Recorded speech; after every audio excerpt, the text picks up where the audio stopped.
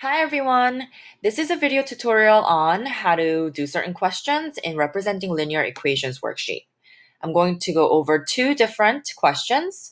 The first question, I'm going to write equation in slope-intercept form, which is y equals mx plus b, with a given graph. The second type of question I'm going to go over is when you're given an equation, you're going to be able to graph that equation by putting the equation in slope-intercept form. So when you're done, I want you to upload this inside the folder called Representing Linear Equations. It's going to be a submission. It's inside the submission folder on Schoology. All right, let's dive into the first question. I want to go over maybe two in this same direction. Write equations in slope-intercept form, y equals mx plus b for the given graphs.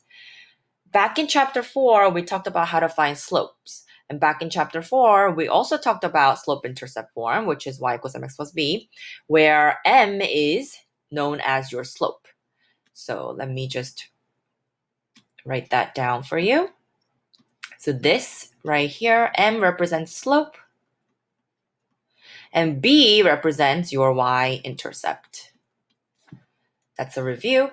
So in this, I'm going to show you two different ways to find the slope-intercept form. The easiest way is if you have a line or a straight line that goes through your y-intercept, you're able to find the slope and the y-intercept easily.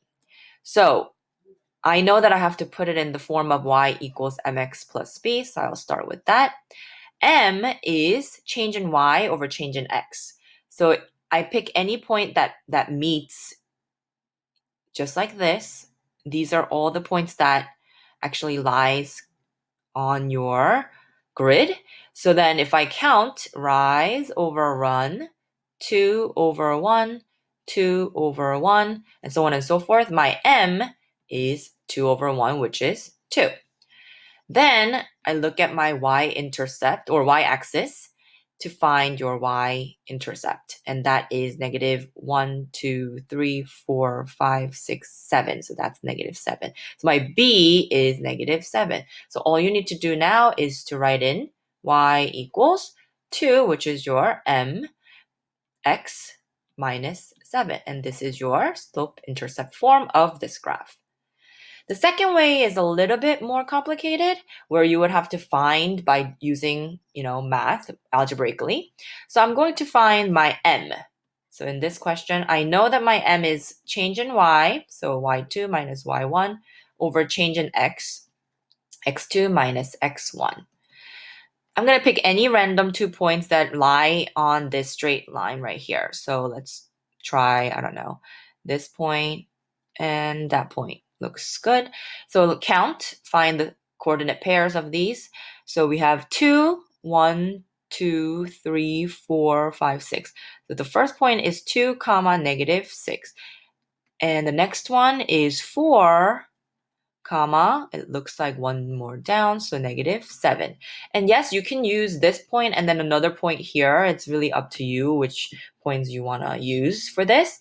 So I'm going to do, I know that this is x1, or I could label them as x1, y1, x2, y2. So then y2 is negative 7 minus y1 is negative 6. It's a little bit blurry here, I'm sorry. And then x2 is 4 minus x1 is 2. Then you do the math where you get negative 7, negative becomes positive, over 4 minus 2 is 2. Negative 7 plus 6 is negative 1, and then 2 stays. So my slope is negative 1/2. Just like the first equation or first question, I could go down 1 and over 2 to the right and find m just like that too, which is easier. I just want to show you different ways. Again, because we're reviewing. And then to find the y-intercept, I could easily just go all the way down on the y-axis where it hits y, that's your y-intercept. Or I could use the equation y equals mx plus b to find your y-intercept. Let me show you that. In place of m, I'm going to put negative 1/2. And then in place of x and y, I'm going to use one of these points, 2, negative 6. So positive 2, and then negative 6. So I have, let me use a different color.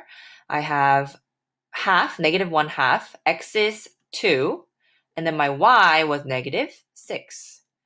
And then my b stays the same because we're looking for b. Now do the math. -1/2 of 2 is -1. I mean, -1/2 times 2 is -1. And then -6 stays, b stays. I'm going to add a 1 on both sides to get b equals -5. So that point is same as -5. So 1, 2, 3, 4, 5. So we've got the correct equation. So I'm going to put y equals -1/2 x minus 5 is my slope-intercept form of this equation. All right, the second portion of this worksheet is when you're given, let me go back to this question. When you're given an equation, you're going to be able to graph. So this is super easy where it is already written in y equals mx plus b form. So y equals mx plus b, where you would have to just go down to your y-intercept, -7, 1, 2, 3, 4, 5, 6, 7, and then put a point there. So that's -7. That's your y-intercept. And then you're going to use your slope, which is this. Slope is always over 1 if you don't have a denominator. So then you go up 2 over 1. That's another point. Up 2 over 1, up 2 over 1, and so on and so forth until you do like 5 or 6 of them. And then you would just connect the points, straight line, and then label the line. What if you got this type of equation where it's not in slope-intercept form, it's in standard form, where it's ax plus by equals c form. This is called the standard form. What you need to do is to put it into y equals mx plus b. So what I want is isolate y. So I'm going to subtract 3x on both sides. Then I get -4y equals -3x plus 8. You can, switch these two, but we want it in y equals mx plus b, so let's keep it this way. Then I want y alone, so I need to divide by -4. So I get y is equal to +3 4x plus, actually -2, so then it's actually just -2. So y equals 3 over 4x minus 2. That is your y equals mx plus b form. Now it's so much easier for you to graph that. So we go to -2, which is the y-intercept, and then I'm going to count my m is 3 over 4. So we go up 3 over 4. We can also go down 3 and then to the left 4. So 1, 2, 3, 1, 2, 3, 4. And then we're going to go down 3. Let me show you the opposite direction. 2, 3, 1, 2, 3, 4. So yes, you can write the arrows and do that. But one way to find that if you did the linear line correctly, if you graphed it correctly, is to go back and look at the slope. Slope is positive. So you have to have a line that has a positive slope. So remember the ski slope, that it has to be positive. So that's all. And this is it for this tutorial, and I want you guys to review writing it in slope-intercept form and also graphing these equations. I hope that this made sense, and I'll see you next time.